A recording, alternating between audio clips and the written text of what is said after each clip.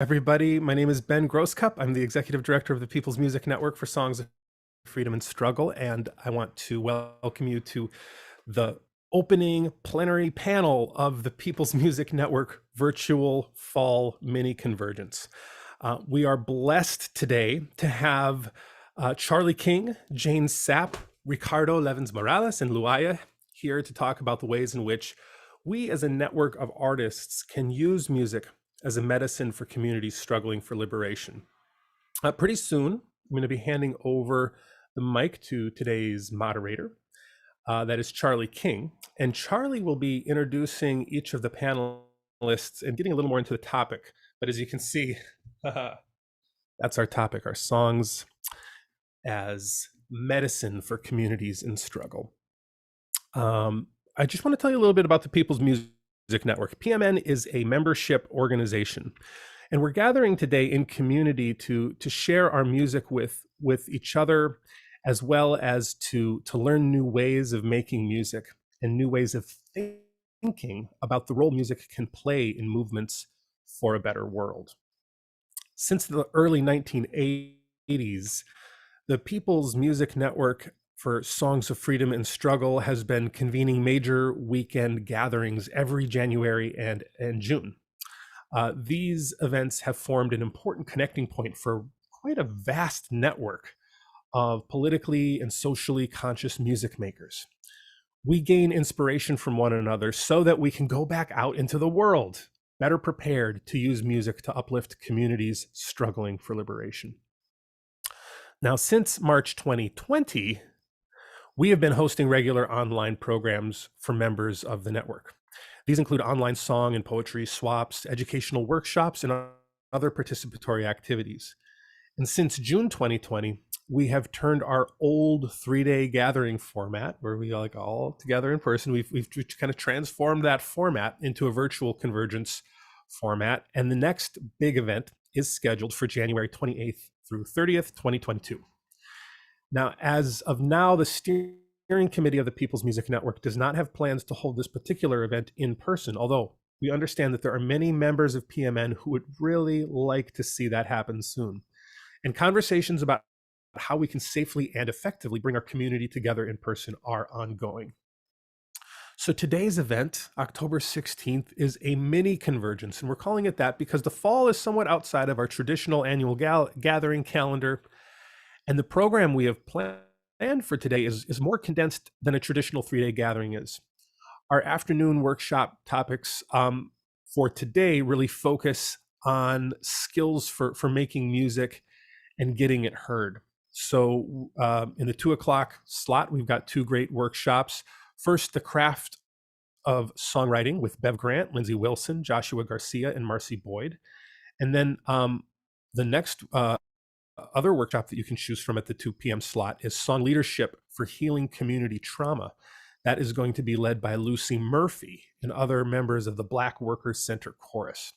Now then at the 4 o'clock p.m. slot, we've got a really exciting workshop, Making Melodies with Rick Burkhart. And this is really going to be looking at how melodies work in songs and the political implications of how to make a point with melody. And then also simultaneous with that is a very exciting workshop on recording and promoting your music. And that's with Paul Kaplan and Kaim the Rap Poet. Very excited about all 4 of these workshops. Now, if you're unable to attend any one of these sessions live, either because you're attending the other session or maybe you have something else to do this afternoon, the good news is that these workshops will be recorded and then distributed to PMN members within a few days of today. For folks tuning in today on the live stream, welcome. Those of you joining us on YouTube, it is still possible to register for today's mini convergence, and you can attend these sessions live. You just go to peoplesmusic.org and you'll be able to do that. Finally, if you would like to help share today's panel discussion, I am posting it once more into the chat language that you can use to share the event. That has the link to the YouTube live stream. Now, during today's panel, if you have questions that you would like the panelists to address, please write them into the chat. My job for today is to actually monitor the chat and occasionally chime in with a question for the panelists. Mostly I'll be letting Charlie direct the conversation and the panelists address questions to one another, but I may occasionally step in with a question from the chat.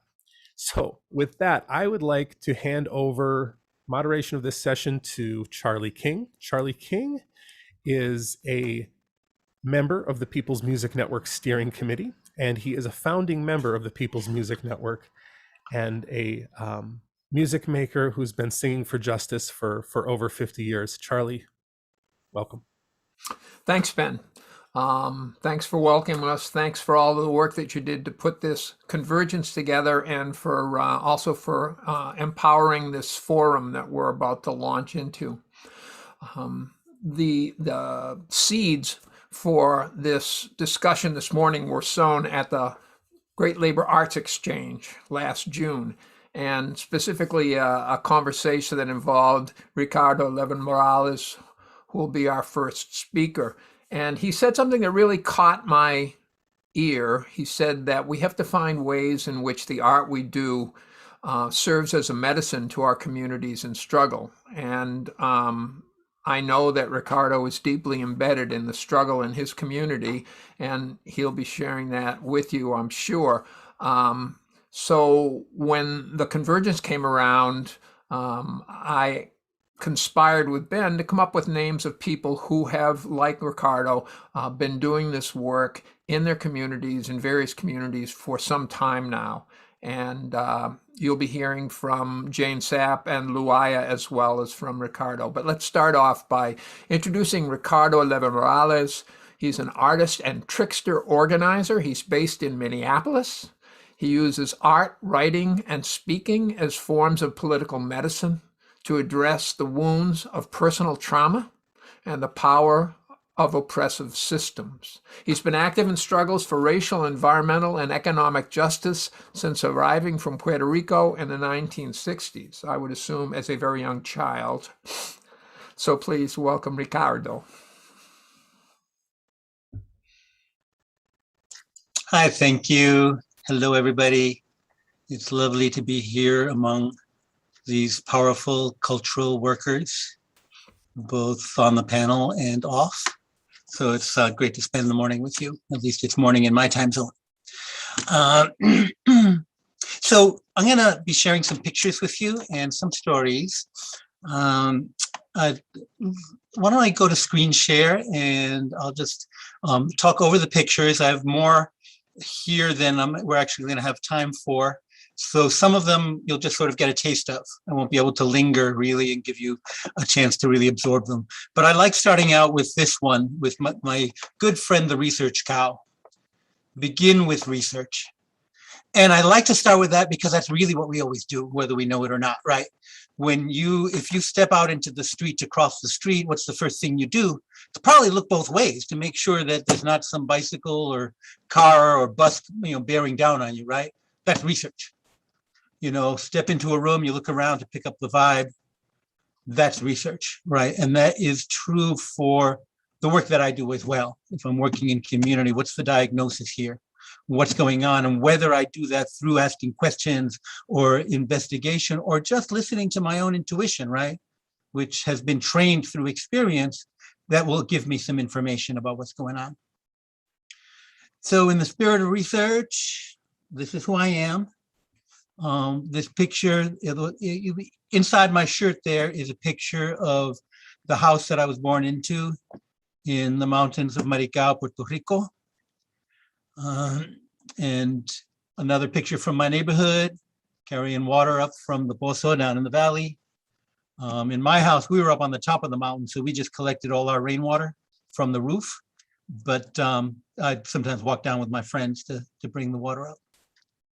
No se vende, I made after Hurricane Maria, with all these predator Bitcoin millionaires and developers and tobacco companies came swooping in to buy up farms from desperate farmers whose crops had been lost. No se vende, it's not for sale, our country is not for sale. Of course, all of these pieces, I call them my nutrients, right? They're used in relationship to different communities, distributed in different places. This is the first poster I ever made. This is a silkscreen poster with a quote from Woody Guthrie. Starts out saying, I hate a song that makes you think that you're not any good, or that makes you think that you're just born to lose, etc. And he's going to promote songs that make you feel good and powerful and that lift you up, right? That's medicine, you know? And I looked for that quote all over. I hitchhiked from town to town. Whenever I stopped at a bookstore, I looked for that quote because I knew that's what I wanted to start out with, because that's what I wanted to spend my life doing. Even if I didn't have that medicinal framework yet in my mind, I knew what I was groping toward. Also, in my 20s, I was involved in bringing musicians from the Latin American Nueva Canción movement, the political new song movement that swept Latin America during that time. And that's another thing that's really influenced my art, right? The way these singers, they weren't political artists per se, right? Because they would sing about a massacre in a miners' strike or a love song or, you know, ode to a newborn baby, right? No boundaries or limits of what is political, what isn't. This is art for the community, whatever it is that's needed, right? Now, to backtrack a moment, when I landed in Chicago at 11 years old, that was a time of mass struggle in 1967, right? That had burst forth. And that was also when I was just entering adolescence. We were immigrating to a new place and kind of crash landed in Chicago. We weren't really prepared for what was coming. I moved out of home at 15. I dropped out of high school soon afterwards, and we're just sort of figuring out how to survive on the streets, right? And there's a lot of ways in which these were difficult experiences, but what I've come to understand is that what was there to catch me were mass people's movements whose purpose was to restore power to people whose power had been taken away. And that is your elevator definition of trauma healing. So that to be able to participate, and I know that not everyone's experience of those movements was the same, but for me, it was healing in that way, because when you are helping people overcome trauma, that's a signal to your own nervous system that healing is possible. And for me, that was a very healing experience. Now, when we're talking about healing, and to take that metaphor a little bit further, it means it's like going into a situation with an injured or ill patient and a bag of herbs, right? In your bag, you have to have herbs that can raise a fever or lower a fever, or in political struggle, that means to polarize a situation or to depolarize it, right? Depending on what's needed, to promote self-pride or solidarity or hope or entitlement, right? Entitlement gets a bad rap, but to help people understand that they are entitled, we are entitled to food and to water and to air and to each other, right? This poster here was part of a project my sister and I worked on together to help stimulate memory in our home barrio in Puerto Rico, where stories were not being passed down. And, we realized that organizing couldn't happen in a community where pre-organizing had not yet happened. That the conditions of the soil were not ready to plant the seeds. And so to help this intergenerational conversations, this one here was a tribute to an elder named Toto, who started working at that hacienda that's in the picture when he was 12, right? And it's about the stories written on the land. And when my daughter and I brought that into the barrio, we were told that Toto had died 2 months before. And with the family's permission, we released it into the community, found out later that some of them were creating their home altars around this photo because they didn't have any of their own. So the medicine can be large scale and small scale. This was part of my formative education in Chicago, was the influence of Fred Hampton and the Black Panther Party, where they built alliances on the basis of not how do we mess with these racist street kids out there, but why are these kids hurting, right? How do we create a story and ask a question, a container that's big enough for all? So they didn't say, how do we meet them halfway? How do we build bridges between racism and anti-racism? No, it's to say, we've got a bigger offer. Our vision has room for you, right? And that's still embedded in my organizer DNA. Here's another kind of medicine.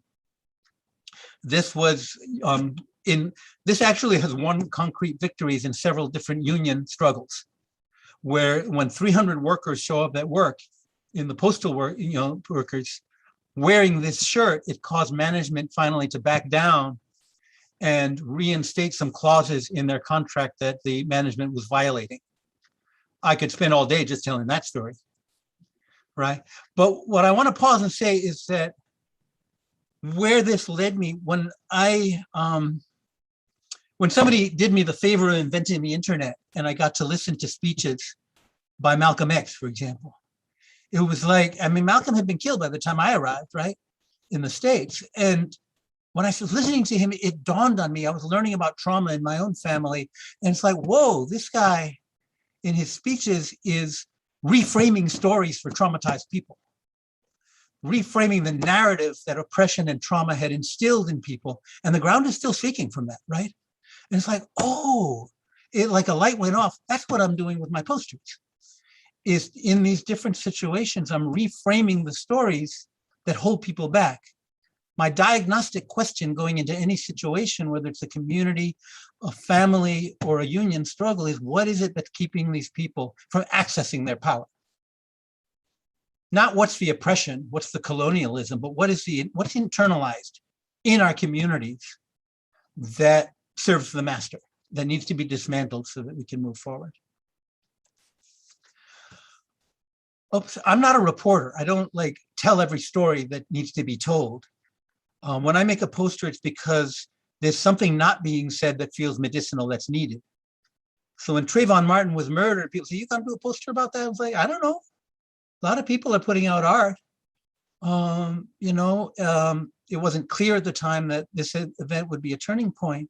But when I looked out and did my research, right, saw the art that was out there, it was all a lot of frustration, a lot of hopelessness, a lot of, we've been going through this since the days of Emmett Till and nothing's changed, right? Now there's a truth in that, but there's also, it's not medicinal. Re-narrating trauma over and over again is not inherently healing. So I found this quote from Ella Baker that talks about a time, it acknowledges the continuity, but talks about a time when this will not be happening. I had no idea that this would be widely used by Trayvon's family, by protesters in Ferguson, and in so many places around the world. Oops. Well, I guess I won't show that one, it's in the wrong format. Also, when we're talking about medicinal art, it's about going past, it's not just about addressing the toxicity that holds us back is lies, right? It's lies, just like the toxins in our body are lies, right? And we need to remember the truth. But we don't want to just address the shallow lies. We got to go for the deep lies. So this one about street violence and gang life and so forth, put down the piece, take up the piece, put together the pieces. Addressing these young people not as dangerous predators or a problem, but as our precious children who are trapped in situations that are painful. Nobody wants to bury their best friend, right? And when we can put that forward about the people who are most demonized and marginalized, then we're saying that truth about everybody. So how do we address the deep truths? I'm just showing you this because it's cute and fun. Miss Saigon with the Wind. This was for organizing against Saigon with the Wind, a racist Broadway show, right? A moving celebration of juvenile sex trafficking, racist stereotyping, and Asian female suicide, right? And the organizers in the Asian community made them into these sweet little postcard-sized brochures with their info on the back and dressed up nicely and handed them out to theater goers. A tribute to the murdered and missing by a dear friend who's working in indigenous environmental work. I think I'm going to actually fast forward a little bit here because I want to kind of summarize. This is just to show, like, a lot of you all who do songs for picket lines street art and such. The same is true with visual. I'm doing the work that a lot of you are already doing. So, but it's addressing the surface line and the underlying conditions. Now, sometimes, like I said, like Charlie King asked me, well, how do you know what your people need, right? How do you know what the community needs? And I think my best answer is that you don't. You do the best you can. Sometimes you ask. When Hurricane Katrina hit, I wasn't able to reach out to people in New Orleans because the phones were down. And people in the Gulf in general, not only were they down, but folks had different things on their mind than to talk to some artists about what do you need, right? So I had to put something out for my own sanity, and I dug deep. The verse in the waters from an old Southern spiritual says, if living were a thing that money could buy, the rich would live and the poor would die. Now, in my way of looking at it, if my relationship is strong enough with the community, then just listening to myself, which in my heart, if I put that out, that will resonate. And if not, they'll let me know. And in fact, this was widely used by organizers down there and by the diaspora. By the time things settled down a little, I was able to talk to organizers there about what they needed. And this was another poster used in their organizing. So there's a whole series. This was about building multiracial solidarity in New Orleans when the immigrant workers who had rebuilt the city were being deported, and the Black residents trying to return the city were being blocked, and they were being pitted against each other.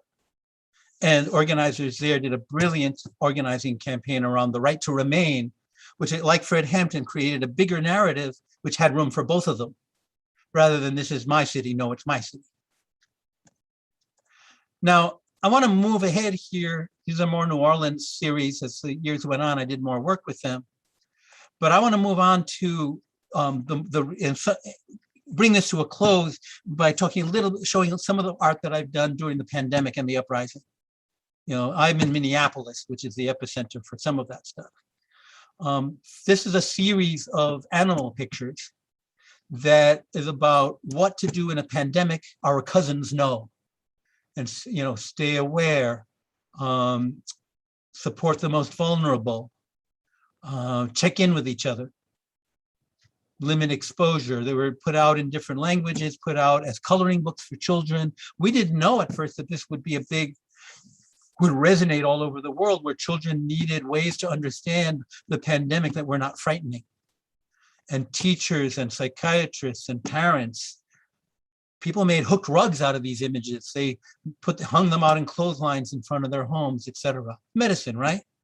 The kinds of medicines needed in whatever the moment is. There's just a little truth telling. Parasite classification chart for people working in the health industry. The main forms of parasites that suck your nutrients out without contributing anything are protozoa, metazoa, arthropods, and health insurance companies. Right? Yeah, health workers love that. I don't need to explain. Right? Medicine. Oh, sorry, you can't see this next one. This was had to do with, it says, coronavirus is no excuse for abuse. And it's to provide support for people locked in families during quarantine, where abusive dynamics could become more prominent and it's harder to reach out for help. Again, free downloads. People could post them in their communities. We feel you. We are here for you. We are so proud of you, the ancestors. Having to do with the uprising. You all understand what this means. And this, the zombie apocalypse, we're living it. Because sometimes the medicine we need is just a chance to laugh, and describe what we're frustrated with. This is a book of writings by incarcerated youth. And this is because so many of you are musicians. I guess I had to share my music moon. And it's a generational Rorschach test, right? The older people say, wow, that's a beautiful picture of drumming on the water. And the younger people say, DJing, right? It all works for me. And I'm coming to the end here. This one is an ecological picture that's really about intergenerational trauma. A wetland receives water that flows into it and slows it down, allowing sediments to drop to the bottom. It absorbs the excess nutrients while plant roots and microbes break down the harmful chemicals. Then it passes water on, cleaner and safer, to those downstream. Be a wetland. Anyone who's a parent certainly knows that struggle, but we all in it. And this is, I think, my last slide. Right?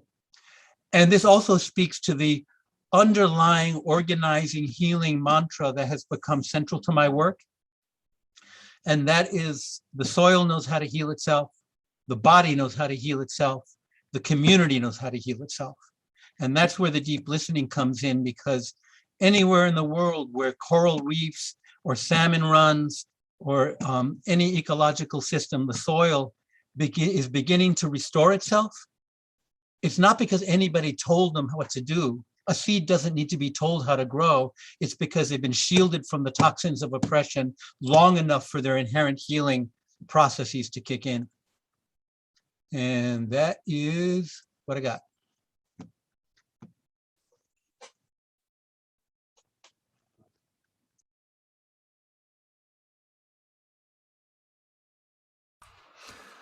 Thank you, Ricardo. Wow. Wonderful presentation. And a great start to this forum. And so the next speaker, the next singer is Jane Sapp. And like the other people on this panel, Jane was invited because she has this history of doing art in service to a community. She's a cultural worker for social justice, whose main tools and approach are music, song, and stories. And, Jane served as the PMN Artist in Residence in 2017. She draws on her life experience as a musician and cultural worker. And she'll consider some specific questions and ask how our music serves to build community wherever we work. And that's enough from me. I'm very honored and happy to welcome Jane Sapp. Yep. And you'll have to unmute yourself, Jane. Jane, you're muted.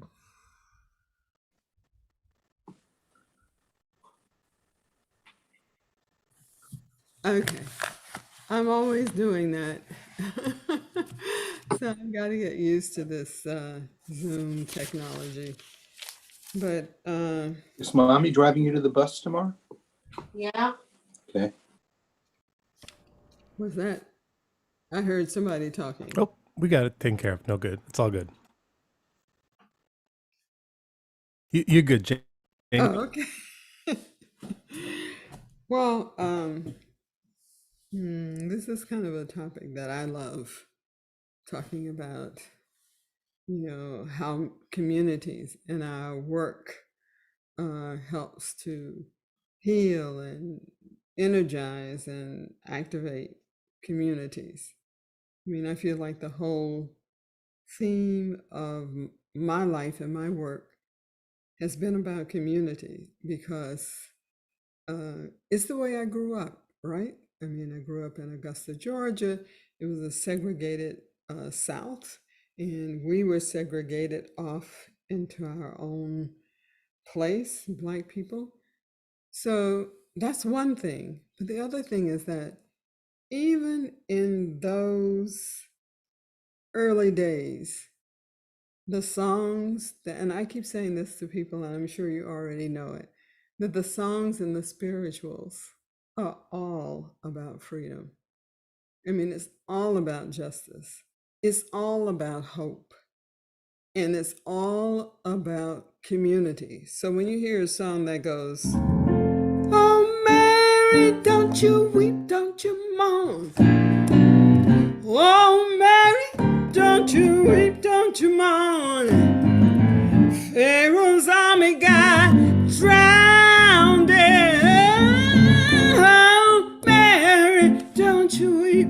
We knew what that meant, right? No, we weren't necessarily talking about the Bible. We were talking about something that was more a symbol of our oppression. But like I said, the songs were all about hope. So some of you know, I still have joy. I still have joy. With all the things I've gone through, I still have joy. And on it goes. And then there's another one that says, this joy I have, the world can't take it from me. This joy I have, the world can't take it from me. This joy I have, the world can't take it from me, because the world didn't give it. The world can't take it from me. So it's always songs of hope. You know, keep hanging in there, even, oh, freedom. And we know that one. Oh, freedom over me. And then there were songs like, and I'm going to the old songs here, I want Jesus to walk with me. I want Jesus to walk with me.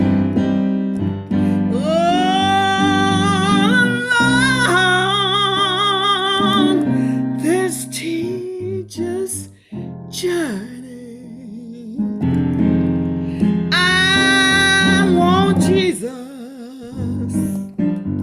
to walk with me. And then it goes, hold my hand, Lord, walk with me. And then there's another verse that says, be my friend, Lord, walk with me. So all of these, you know, early songs, at least for me, the early songs that I heard in church was always saying freedom, hope, hang on, keep going. So when we sang a song, I don't feel no waste time.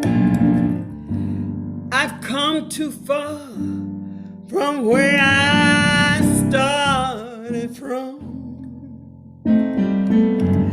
Nobody told me that the road would be easy, but I don't believe you brought me this far to leave me. So that was my grounding, was that you're singing songs for the community.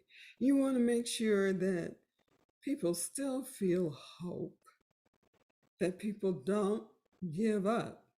But at the same time, you still want people to feel the sense that they can fight, that they can have power. And so in the late 60s, kind of into the early 70s, that's when I began writing my own song. And so my songs were about how to capture the spirit of this moment. I don't know, you know, some of you look young, some of you look like you might be my age. But in the late 60s and 70s, after the Civil Rights Movement, after the Civil Rights Act, after the Voting Rights Act, you couldn't, I mean, it's like, can you imagine the sense that there was in the Black community after all of that went down, after all that struggle, after all that dying? There was suddenly hope, and there was suddenly a new vision, like it is possible for us to create a life for ourselves, and that it is possible that we can actually be in charge of our own destiny. It was, to me, an incredible time. Some people talk about it as, oh, it was the Black Power movement. Yeah, Okay, but what you don't see is what's underneath that is that if you had people after those many years of struggle and Jim Crow in the South, where did they take that? That landed so deep inside of people. And so there were songs, they came out of that. I was one of the people writing those songs. It was like a cultural revolution. It was like, political revolution. There were Black people running for political offices, something that had never happened before. Can you imagine how we must have felt at that moment in the possibilities that we felt in that moment? So I have a friend who wrote this song in that moment. I wanna lift my sister up. She's not heavy. I wanna lift my sister up.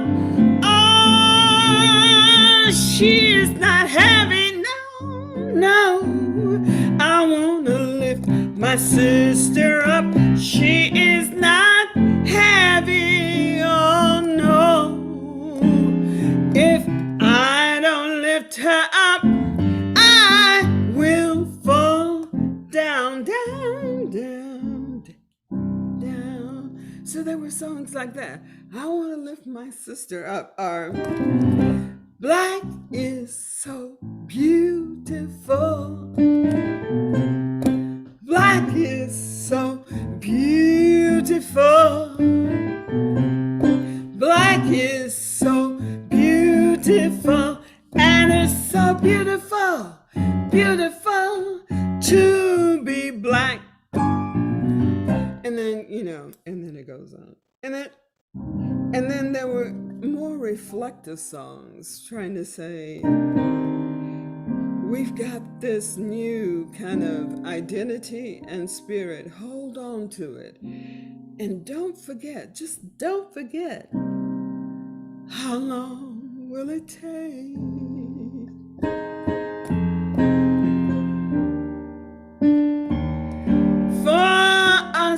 To see that to be Black, that to be Black is to be beautiful. And it goes on, it goes on, and it goes on.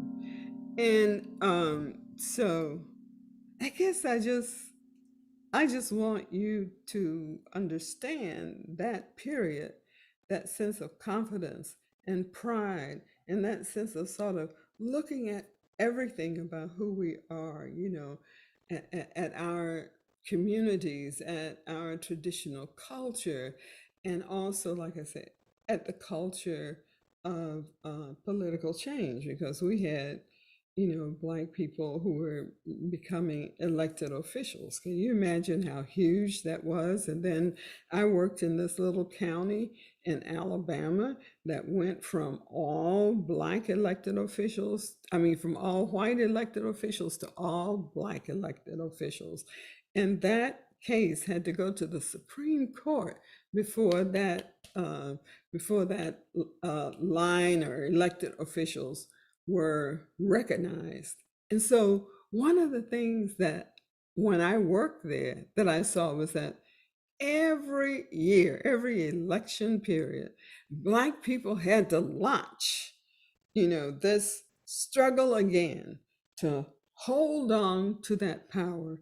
And I thought, well, I think music needs to be the place that reaffirms, that buttresses you up, and have you going forward. So I wrote, moving on, moving on. Nothing can stop me now. Nothing can hold me down.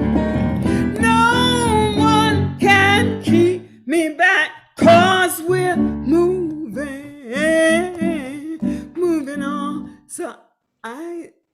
And my songwriting always lived in a place that said, what does the community need to hear? What does this community needs to maintain hope? And I have always felt that our greatest strength and almost greatest tool and weapon is community. That if we weren't like this, and I'm not saying we had to agree on everything, but that if we weren't a community and it could be broken apart, then we're weaker. But as long as we can keep saying we're together, there's hope, there's strength, there's resilience here. If we could just hold on to that. But, time moved on and I still hold to that. But, my own sense of community, has expanded to those people who are willing to, whether they be Black, white, Latino, whatever, who are willing to find the courage and the sacrifice to keep going, And I think that this is a time that requires great courage on the part of all of us. Let this not be another time when it's like Black people carrying the heavy lifting. We got to have all of us, all of the voices. So having said that, I also wrote a song because that's another thing you do, right? Most of you know this. You write a song that's critical. And the point is to get people thinking about, not just saying, yeah, here we are. But you got to look at this world. You got to look out and see what is there, what is happening. So I wrote, I'm just going to do a little bit of it.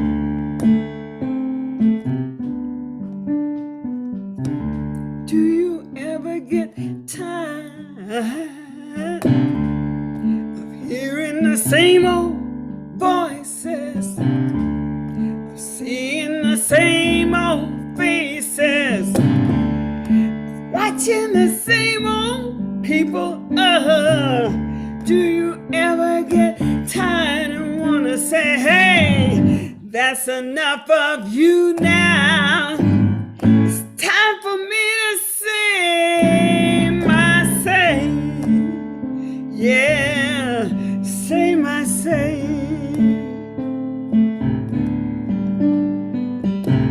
Preacher, stop your preaching and listen now. Leader, stop your talking and listen now. Oh, stop your talking and listen now. Do you care if your children are starving? Do you care if we're killing each other now? Do you care? Do you care? Do you care? Are you too busy ego tripping on your same old rundown? Yeah, your same old rundown.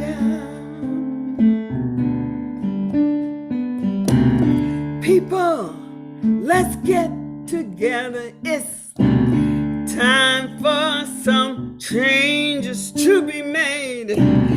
Time for the last to be first. Time for the hungry to be fed. Time for the poor folks to have. Time for that new day to begin. Time to rock this nation. Yeah, rock this world. So that's, there's more to the song.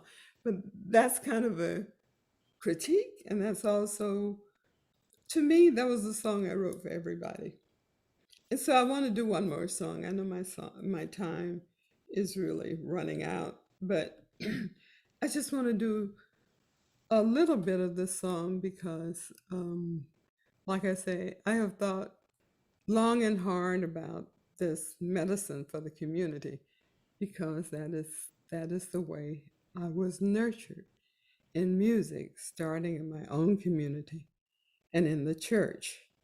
And then it occurred to me somewhere along the way, why do I have to keep writing songs, like for the community? Why don't I just ask people what it is that they think, what it is that they want, what it is that they're seeing? So I started my work first with adults doing collective songwriting. I don't have any of those songs before me right now. I tend to remember the children's songs better than, but this song comes from when I worked with a chorus in a high school that was predominantly white. I was supposed to talk about diversity. And they said to me, I don't want to talk about diversity. We've been there, done that. So it was a group of young people who were also in the chorus. So I said to them, well, let's not talk about that. Fine with me. Let's talk about what it means to be in the chorus. What does that say to you? And this is how this song was born, as pretty much their words. Everybody is a piece of the puzzle. Everyone come together. Every note is a part of the chord, and that's what harmony is for. Take different people and put them together. You'll find strength, wisdom, and beauty. Open your heart and share it with me, 'cause one note won't make harmony. And so the song just grew from that. And what they didn't realize was that they had actually done a very powerful song about diversity and about how we need to have each other and how we need to have, all of the voices heard. So I want to do one more song, and then I'm through. So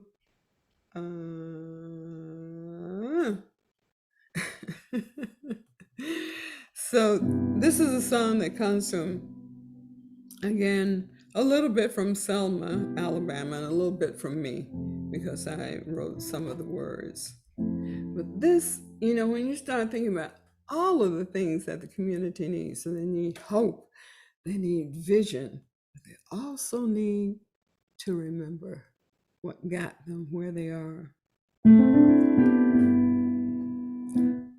Someone sang for me.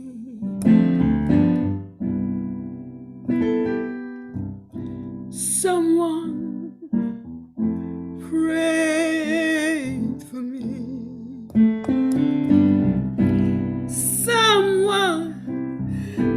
Someone suffered and died for me, and they didn't even know me.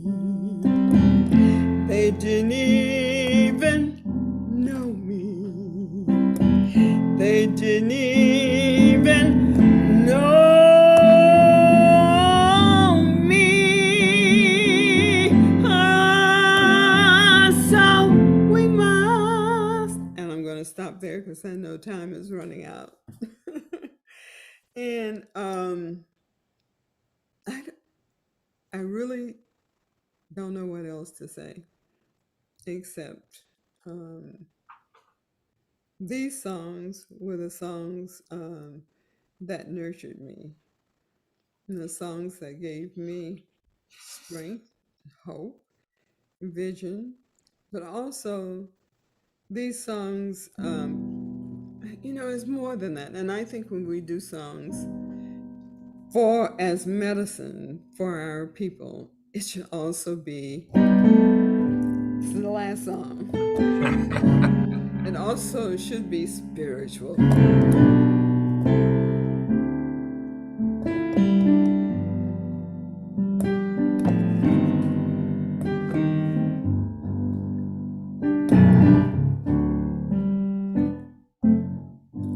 Fill my cup, let it overflow. Come on, fill my cup, let it overflow.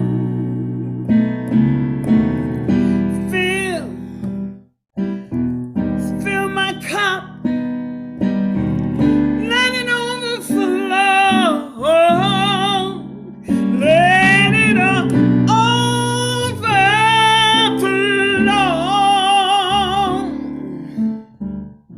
with love.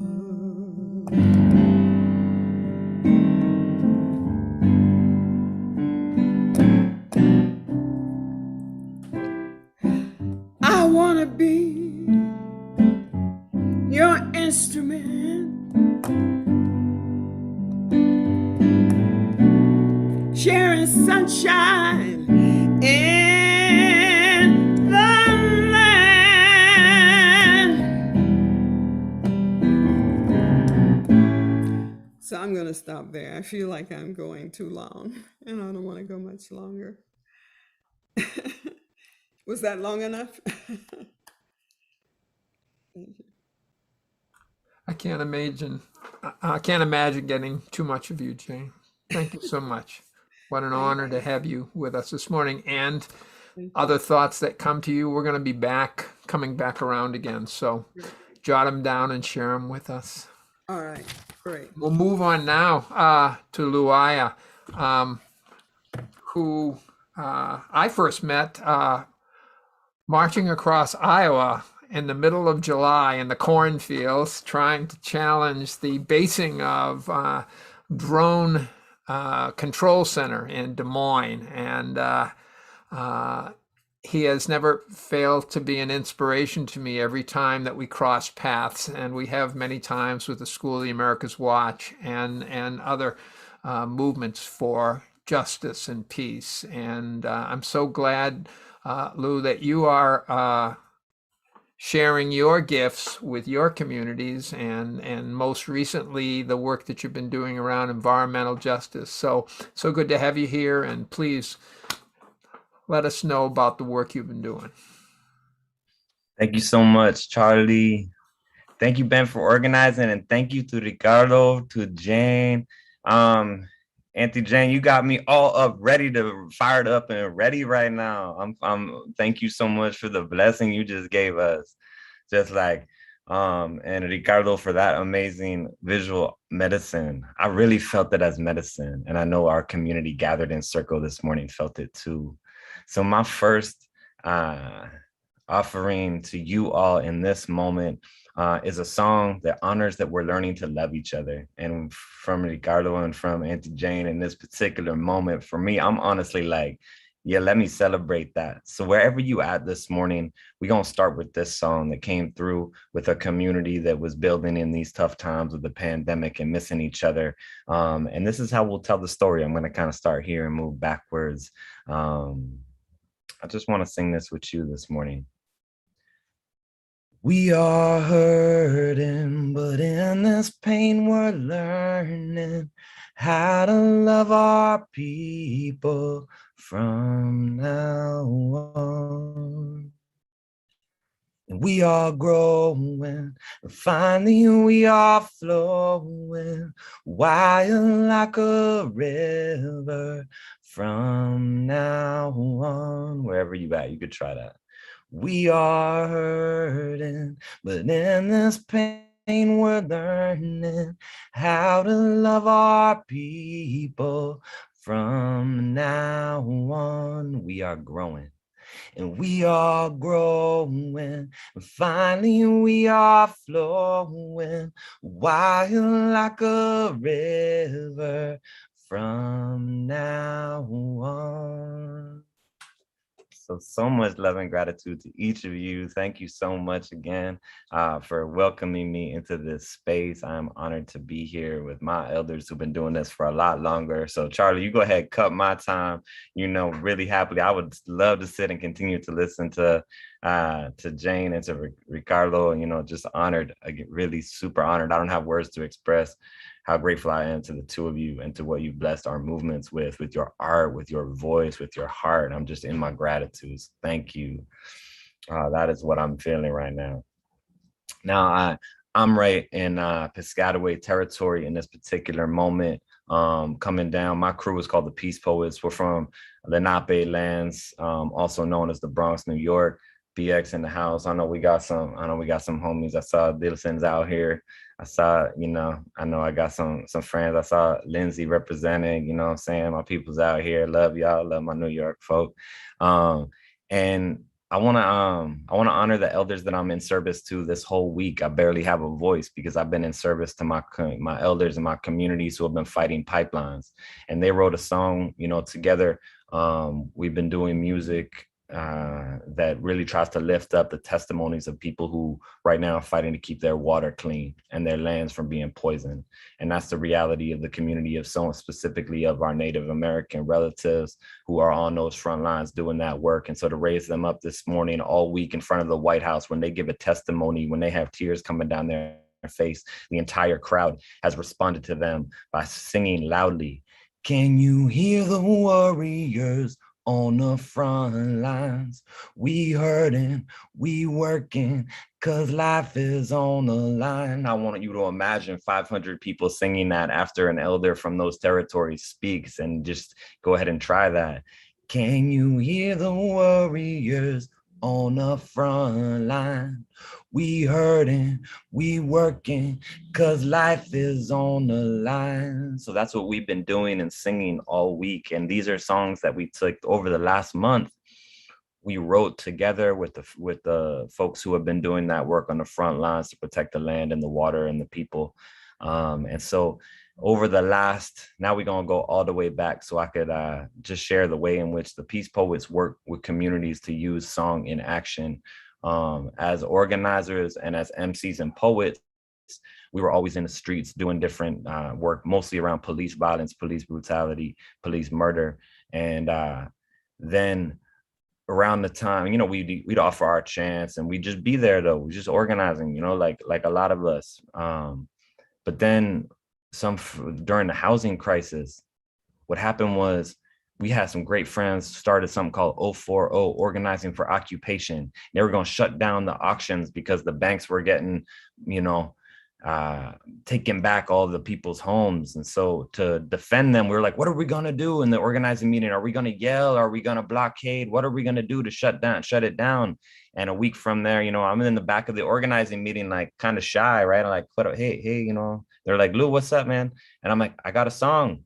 And they were like, "Well, let's hear it."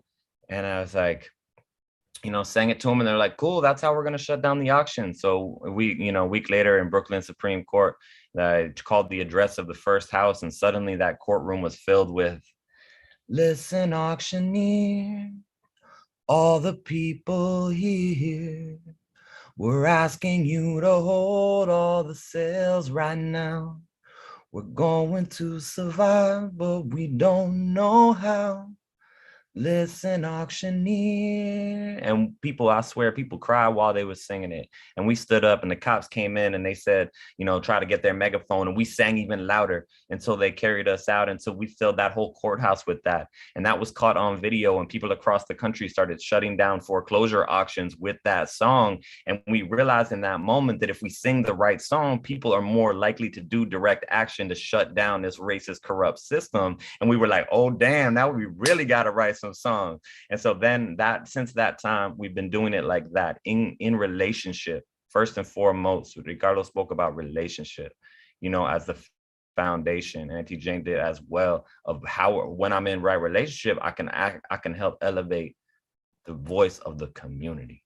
You feel what I'm saying? Like that's what that right there is my, you know, our work as the Peace Poets is to elevate the voice of the community and being in relationship with those most impacted, relationship with those organizing, and relationship with how I'm personally connected to that issue. How is it also related to my life, my ancestors, my descendants. And so those are the ways in which we say relate, create, activate. That's the relationship part. And to continue to weave the story, you know, not a long time after that, we had been out in front of the precinct with 15, 20 people protesting police murder. And then, you know, Uncle Eric Garner, you know, he was murdered by the police in the streets of our city. And I got to go out there and build a relationship with his daughter, Erica, you know, also, you know, may she rest in peace as well, has since passed on. But what we did was we had offered them, you know, a song again for action. They were going to shut down the bridge and into Manhattan, and it was the Manhattan Bridge. And we were like, what are we going to sing? And that day we blocked the bridge, you know, with cardboard coffins with all of our relatives who've been murdered by the police name on them. And that night we sang, I still hear my brother crying, I can't breathe. So now I'm in this struggle singing, I can't leave. We calling out the violence of the racist police. And we ain't gonna stop till our people are free. We said we ain't gonna stop till our people are free. And in that moment, similarly, it was caught on video. And then people, because that was what people wanted to say. They wanted to say, I'm calling out the violence of the racist police. That song was then shut down the Mall of America. It shut down the Oakland Police Department. It was used all over the country. And that's not because it was a great song. It's because it happened to be tapped in with the people organizing, with the families who lost their loved ones. It was in relationship. You feel what I'm saying? And so that to me is what I want to offer really this morning. And, you know, we have since that time have just been honored to be in service. And I just want to say a word about the way we are in service, because that to me is the foundation of it is the humility to say, I don't know, you know, I need to be in relationship with my community. All of this work is a response to colonization, right? A response to white supremacy, but we're not responding with the way they do, but we're, you know, because that's founded on disconnection and violence. What we're trying to do is be creators, right? Disconnection, destruction. We're trying to create and connect. And I know my elders already spoke about that, and so I don't want to say too much more. But what we're doing is to say, like, let's be in good relationship with each other. And you know, I just want to take us to the border real quick, because part of what happens when we use these songs in action is profoundly spiritual moments. And so I've stopped telling organizers, hey, you guys want some songs and chants? No, I say, would you all like, for what you're organizing, I'm not sure, but would you like a feeling of grounding in our purpose? Would you like us to feel deeply connected to each other? Would you like us to feel connected to our vision? And so then people say, oh yeah, we want those things. I said, cool, we can use songs and chants for that. You know, that can, we have tools for that precious work. And so we went down to Nogales, and one of the biggest detention centers in the world, where our people are unjustly held and tortured and sometimes murdered, and often that's not learned, you know, heard of. We sang a song that said, no estamos solas, no estamos solos, juntas hacemos la liberación. We say juntas because it's a little bit of a feminist politic in there, not saying juntos, pero juntas. Just raising that up, because every single detail of a song, you know, as my other songwriters here, you know, every word counts, right? So you put an A instead of an O, that's important, you know. And so giving thanks to Charlie, who's been part of this movement with us and long before us, right? And you know, down on the border with the School of the Americas Watch and with other comrades. And so just closing with this one, because I think I know we have so much more good talking to do. So I want to sing it with you. It says, take you to the moment where we're outside of the detention center and looking at our relatives and people who just spoke. My family's in there, my mother's in there, my uncle's in there, and we're outside there and we're lined up in front of Eloy Detention Center, and we know our relatives are there, and we have literal fences and literal walls and literal, you know, soldiers of the empire in front of us. But our song was so loud that when we started singing this right here, what we actually have happen is the people started putting up their blankets over the windows and putting them down. So they're making a sign saying, we hear you, we feel you, right? We're bigger than these walls. And so the song that we sang was, no estamos solas, no estamos solos, juntas hacemos la liberación. So juntas hacemos la liberación. Such an honor to be with you all. Thank you.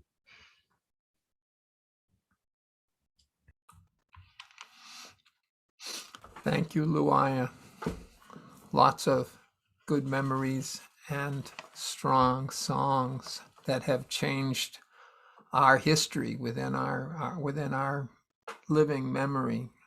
A great honor to be here with all of these people. Speaking for myself, one of the visuals that Ricardo shared with us was of Violeta Parra saying, I don't sing for the applause. And that's been a tension for me. This is how I've made my living as a performer. And a lot of times I do end up singing for the applause. But there have been things that have come up in my life, largely because I've never been an apolitical singer. Politics has made it possible for me to have an audience and to travel and to work. But there have been little side journeys. I think the first one that came up thinking about it was when I started singing in Connecticut in a hospice facility, where I would go from bed to bed singing to people who were dying or to their families gathered around the bed. And it was a different experience for me because more than any other time up till that point, I felt useful. Not appreciated, not affirmed, not applauded, not rewarded, but useful. And I've heard that from each of the three other people on this on the panel, that the work that they do is of great use. I think Luaya mentioned the School of the Americas Watch, and I've been part of that musical collective. And trauma is a big part of the dynamic of people gathering together. We march, we chant, we hold up crosses with the names of people who have been murdered by graduates of the School of the Americas. And we call out their names. And after each name, we chant presente. And there is a healing in that presente. And there is a healing in the music that we intersperse between speeches that remind us of things done in our name and done with our tax dollars that are shameful and traumatizing to people all over the world, especially in South America. And so being part of that collective was an opportunity to provide those songs that create either a buffer or a mirror or a way of reflecting on what was just said. And one of the beautiful things about the School of the Americas Watch, and I credit Chris and Sarah for this, was that you never heard two speeches in a row at these rallies, at these vigils. There was always music or dance or drumming, something in between. And that made me feel useful as a singer. But I think probably the longest span of that kind of music in service has been with an organization called the Journey of Hope, From Violence to Healing. It's a pilgrimage of people who go from state to state where the death penalty is practiced. It was formed by a group called Murder Victims' Families for Reconciliation. And it was a group of people who had found that although they had experienced that trauma in their own life of losing a loved one to a murder, of losing a loved one to an execution on death row, that trauma was only aggravated and made worse, and our culture and our nation made worse by capital punishment, by the death penalty. It just raised the level of violence. It re-traumatized people in the courtroom, in the headlines day after day. And they were promised healing and they were promised closure, but it never came. And so they formed this organization to speak out against the death penalty because they were often being used and as a reason that the death penalty should be carried out, because it would help the victims of the families of the victims. My involvement in it goes back really to the first people's music gathering, Songs of Freedom and Struggle in 1977, when we had a workshop to observe and build some ceremony around the 50th anniversary of the execution of Sacco and Vanzetti in Massachusetts. And I wrote a song for that, and that song has traveled through the years and around the world. And it's called Two Good Arms. It's based on the case of Sacco and Vanzetti and the words that they spoke. And that song drew me into the movement against the death penalty in the 1980s, and then in 1993 into the Journey of Hope. And every year, more or less, since 1993, I've been going on this journey. And I was invited to go as a singer. I left from the People's Music Weekend in June of 1993. I just heard Phil Hose sing Hey Little Ant, which I realized right away was an anti-execution song. And I was needing those to be part of this journey of hope. And I carried it with me. I sang it at different places and sang a number of songs I've learned from Jane, songs I've learned from so many people in the struggle. And I have a whole repertoire of Journey of Hope songs, which is quite different than my general performance repertoire. And I in thinking of it, there were three ways in which I was able to be in service, to be useful to the Journey of Hope. Each day, we would all gather in one place and prepare to go out and speak. And keep in mind that these are people who are speaking about the most tragic event in their lives. Sometimes they're asked to do that twice a day. On a bad day, they have to do it 3 times a day. And so somehow they have to get the energy to feel themselves part of something larger, part of the community, and to get the energy to go out and do that work. And so we would sing songs in a circle, gather in a circle and sing songs. My heart was new and I came out of the wilderness. My heart was new and I came out of the wilderness. My heart was new and I came out of the wilderness, believing. I looked at my hands were new. I looked at my feet, and they were too. I started to walk, I had a brand new walk. I started to talk, I had a brand new talk. I started to sing, I had a brand new song. And everyone who saw me wondered what went on. Then I would I would line the song out.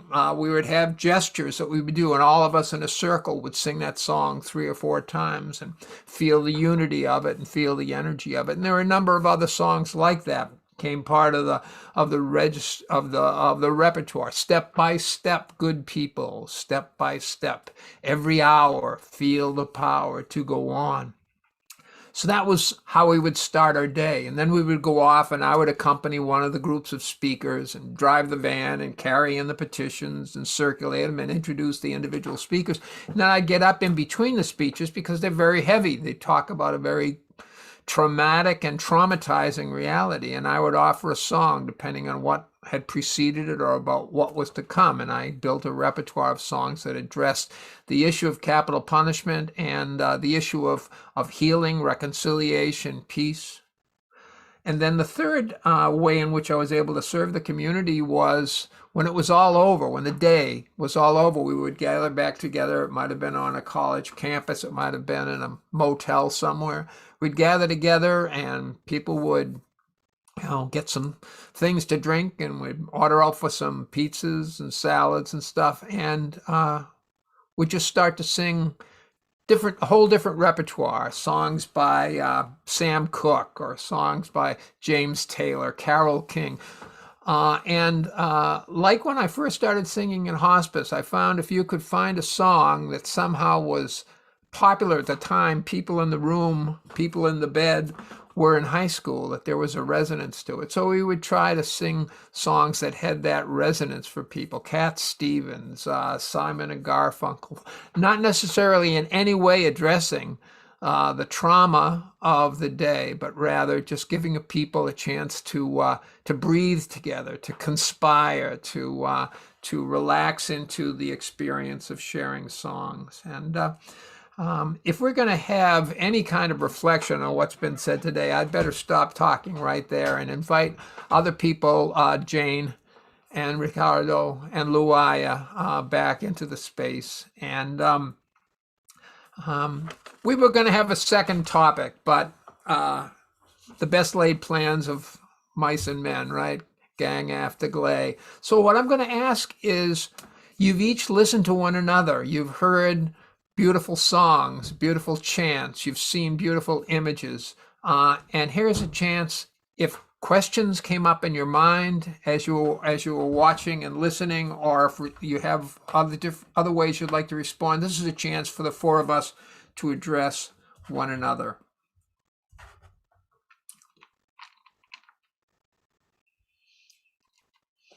I want to ask Ricardo. I want to ask what his experience has been, and maybe I could ask it of Jane and of Luaya as well. What is the experience that led to the statement, another person's trauma automatically generates healing in me? Is that a fair restatement of what you said, Ricardo? No, actually, it's another person healing from trauma is what stimulates growth. Okay. Yes, I mean, when you are a plant in a forest full of plants and they're all growing, it makes it that much easier to grow.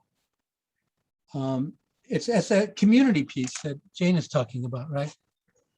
And I just like to take the moment to actually just riff off of something that each of you, Luaya and Jane, said. I really liked Jane's emphasis on hope. And I was thinking about how in public health, we're dealing with so many different kinds of injury. We're dealing with chronic disease. We're dealing with autoimmune conditions. We're dealing with short-term infections. And all of those are amplified and we're made vulnerable by systemic inflammation. Our body's under so much toxic load that they're inflamed all the time, and then that leads to all these other conditions. It leaves us vulnerable. And the way I've come to think about it is that the systemic inflammation in our culture is hopelessness. That leaves us vulnerable to so many different injuries, long paths, ways in which we end up hurting ourselves or each other, fake manipulative ideologies, and so forth. And so when we're dealing with hopelessness, and not pretense, it's not putting a smiley face. Charlie had asked once about, how do we know what people need, right? Or what stories people need. And I think knowing the stories, figuring that out is important, but it's not just what is the story that's medicinal, but where is the medicine in this story?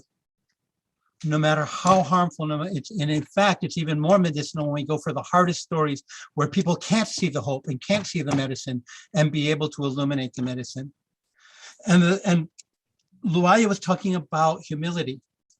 And that's another thing that is just one of these interesting things that I find myself navigating, is that I find that the nature of our work is to find the right balance between arrogance and humility that's required in any situation. The arrogance to know that we bring something, the humility to know what we don't bring.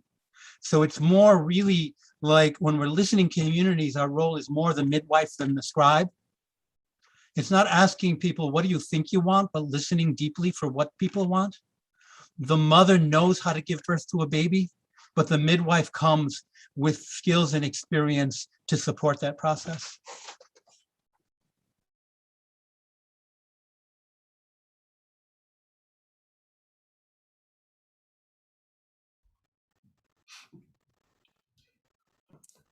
When you identified hopelessness as the viral load, though I think probably a partner word for me is powerlessness, a sense that things are terrible and there's nothing I can do to change it. And perhaps that's where the arrogance comes in as a counter to that. Jane, Luaya? Well, this question of hope, it's Oh, Jane, can you get a lot closer to your microphone? okay. I'm sorry. Can you hear me now? So for me, the question of hope is huge because, like I said, I grew up in the segregated South where it was unimaginable at a time that you could ever break the back of Jim Crow. It was like, oh, you can, no, this will be it until, there were a group of young people along with Martin King and others who said, yeah, no, we can do something. We can do something. And in spite of the laws and everything that is written against you, we can still do something.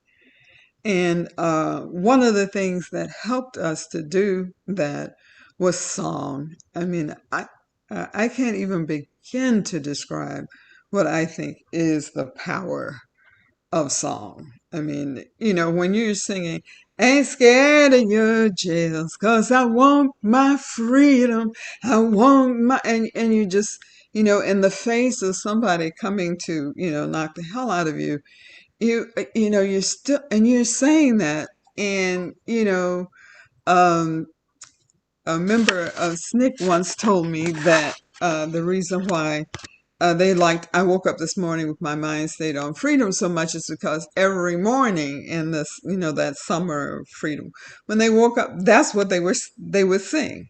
I woke up this morning to keep the strength and the energy going. But I can't divorce hope from community. I keep coming back to that because I know that what kept us going was that sense of community. And I keep wanting to see that again today, because when you look around and you have a family and people who are willing to support you, people who are also willing to sacrifice and put their lives on the line, there's something that's it's more empowering, but it's strengthening. It gives you the strength. And I keep asking, I keep not asking, but also saying, where is the courage today? And some of you have heard me say that before. Where is our courage? What are we willing to sacrifice? And some of you have heard me say this before too. Black people, brown people, we cannot keep doing the heavy lifting. We cannot keep doing the heavy dying. Somebody else has got to step up and challenge what's going on, just like we did in the face of Jim Crow, which is equally as evil as what we're seeing today. So, Thank you, Jane. mm, Warning. This is part of a whole day of events, and it ends in 6 minutes. And I have the sad job of having to bring it to an end. But we do have those 6 minutes. And Lou, I wonder if you'd be willing to speak into them, Luaya. Thank you so much. Just giving, uplifting that powerful invitation. And one thing I wanted to share, I spoke a lot about music in action, but there's also the way in which every time we make music and how we make music as artists is about a little reclaiming the way music was in the village before colonization, right? That music is everyone's, it's for everyone's, that the musician and the artist is just like the person who cooked the food, is just like the person who sweep the floor. And like, we have to do the work of going against the way capitalism wants to lift up an icon and say, no, we're just in the community and we all sing and we all create music. And yes. yeah, thank you. And like that, and then to lift up what Elaine shared, which is so important in the chat, the both of us who are doing music for justice, to lift up disability justice. You know, our elders, the song I shared, and I should say that, was written by Joy Braun, who's a disabled elder, you know, from Standing Rock and reservations. And so our disability, you know, those who are disabled, are disabled members of our community, how are we also working together to write songs that I maybe they aren't, those words ain't gonna come to me, those insights about society, about healing, they're not gonna come to me. That they need to be in that relationship. So just really wanted to land that. And then finally, you know, Auntie Jane saying other people got to stand up. I just want to say 1000%. It's time to answer the call. Why silence is violence, so we breaking down the wall. And we need to be willing to break down the wall with our bodies, with our minds, with hunger strikes, with occupations, with whatever it takes to accompany our relatives who are under constant attack, because we don't live, you know, in a peaceful society. We're a society at war, and that's why we named ourselves the Peace Poets. And so for anybody here, we're at your service to continue to write songs with you, for you, and take action with you, and continue to learn from you. Thank you so much. Thank you, Luaya. Thank you, Ricardo. Thank you, Jane. Wonderful images, wonderful songs, wonderful poems and chants. What an honor to spend this morning time with you all. If I can make an educated guess, I suspect Ben Grosscup might want to tell us a little bit about what will come to follow during the day. So blessings on all of you for being part of this panel, and I'll see you later in the day. Thank you, Charlie. And blessings, comrades. It's really great to have heard this whole thing and to see what is lighting up in the chat. All the appreciation for what you all have shared today is really, really incredible. Yeah, one person said absolutely amazing and inspiring, and the final reminder that this is the work by all of us and for all of us in resisting relegating social justice work and arts work to a small group of folks. Thanks so much. So that was just one of the many comments expressing appreciation and for what y'all have shared here. And just so we're almost to 12:30, and I'll just say, you know, here is the schedule, and the way I set this up, it's just a little Google document up in the sky there, and is what it looks like. PMN Fall Mini Convergence. And actually the version that I sent out to people, and I'll put it in the chat in a second, is includes all the Zoom links. So when you register for the event, you get all the Zoom links, and we're really excited at we're gonna have a lunchtime hangout. So our one of our steering committee members is Gary Allard, and he'll be leading this kind of lunchtime hangout. So people who want to like connect a little bit and talk, it's a different Zoom link than the one that we're currently on. So a lot of people have gotten emails from me, so you might know how to get in touch with me if you are unable to find the Zoom link. But emails have gone out to all the registrants for how to connect to this. And it's good, just kind of like a nice time to just sort of see who's out there in the People's Music Network, who's coming to this event. So 12:45, we'll give it take a little time, you know, get yourself some lunch or whatever you need, and then come to the welcome table in the Zoom room, which is going to be hosted by Lucas Mayer from Vancouver and Gary Allard from New York City. And then once we get to 2 o'clock, we got these 2 amazing workshops I mentioned earlier: the craft of songwriting, song leadership for healing community trauma. We're going to have a little spacious break time in between. Don't stay on Zoom the whole day. Take a walk, get out there, move your body as much as you can. 4 o'clock, we got 2 amazing workshops, making melodies and recording and promoting your music. And the last thing I want to say about the round robin, that's going to be live streamed as well. So for folks who like aren't registering, you just want to like check into the live stream, tune in tonight, 7 p.m. Eastern. It's going to be awesome. We've got some amazing hosts. We have got Gary Allard. We have got Hot Glue in the Gun. That's Joel McGlynn and Carrie Klein. We also have Jen Dog Lone Wolf, who are going to be emceeing tonight's round robin. So I'm very excited about what they're bringing. P.S. We're going to have Songs of the Spirit tomorrow morning. And that's a really special time too. So read up on what that's about. Basically kind of like imagine a Quaker meeting crossed with a hootenanny. It's kind of like that, except on Zoom. So I'll let Charlie and Maris Upon-Shevin explain what it's about tomorrow morning at 11 a.m. Oh, and I forgot one thing about the round robin. There's still a few slots open. So if you didn't register yet for the round robin, just go to that link on peoplesmusic.org. We still have a few slots for folks who are would be interested in sharing a song tonight. Yeah, we're gonna keep the lights on for a while for tonight's live stream. So really looking forward to that. I think that's all I got to say. Are we done then, Charlie? Just checking. All right, I'm going to go ahead and close the live stream.